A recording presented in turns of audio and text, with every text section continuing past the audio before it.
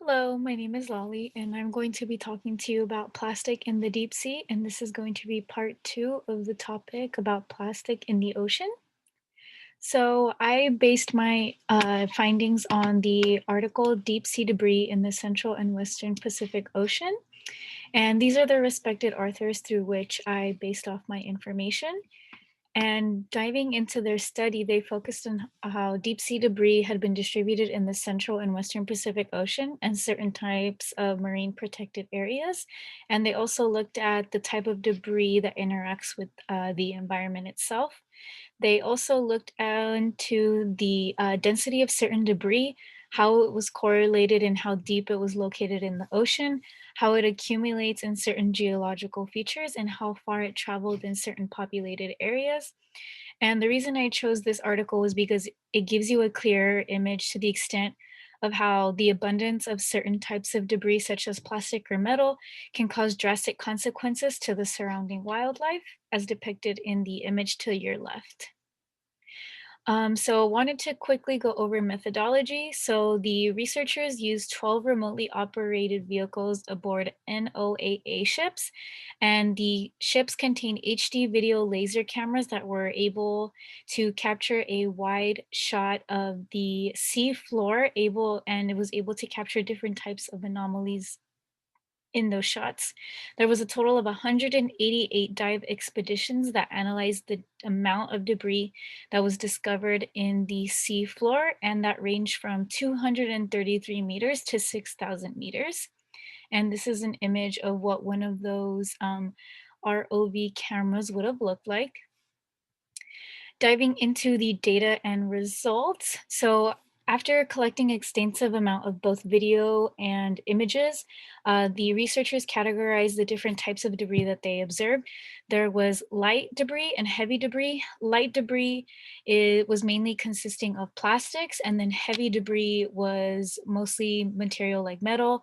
And the way that they distinguished these two categories was on the debris's tendency to float. So metal is a lot more heavier, so it's more stagnant and it stays in place. And plastic is a lot lighter, so it tends to be more mobile.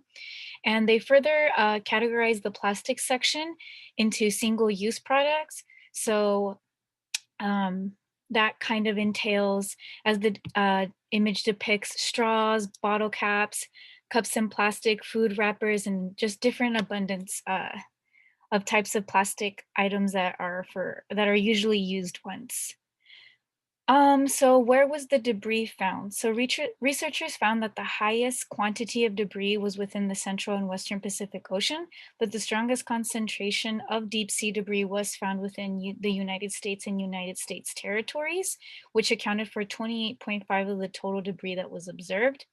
In regards to shallowness and depth, the recorded debris was around 158 meters and then around 5,899 meters, sorry. And interestingly enough, the highest density of debris was observed outside of the marine protected areas in United States territories that range from 500 meters and 1,000 meters. And here is an image of what that would have looked like. Going into the type of debris found in these regions. So there is an image to give you an idea of what that might have looked like.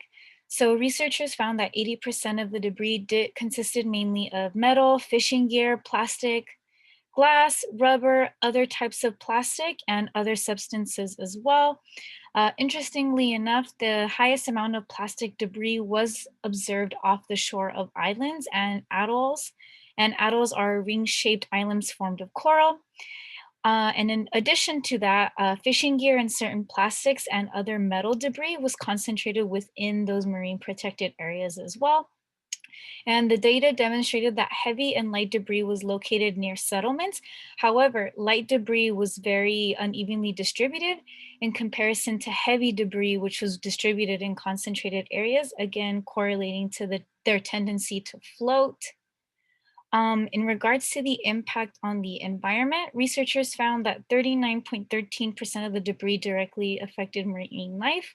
That could range from providing shelter to certain animals, entanglement of coral colonies, Other negative interactions included the entanglement of plastic or fishing gear of certain deep sea coral and other animals as well. Interestingly enough, another negative interaction includes mortality rates, high mortality rates due to toxins being released into the environment by this type of debris, which can cause reproductive failure. And here are a few images that kind of give you an idea of what that would look like. In regards to how this topic would impact me, here is an image of myself and my partner at the beach. I personally live in the Central Coast, so that's Monterey County. So the ocean is a really big component of our community. And as the years have gone by, the city and the county has struggled to keep our shores clean, especially since we're a really high tourist attraction.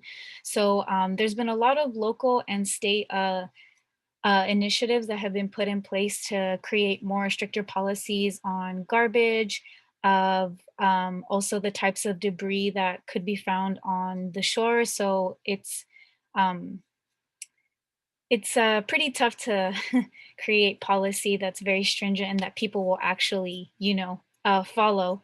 But I feel like there's more action that needs to be taken so we can change the mindset of people for them to realize how critical it is to keep our oceans clean. And in regards to how this current research will affect future generations, I feel like this article does a really great idea or a really great job, sorry, of showing you how future generations need to be aware of what type of debris is out in the ocean.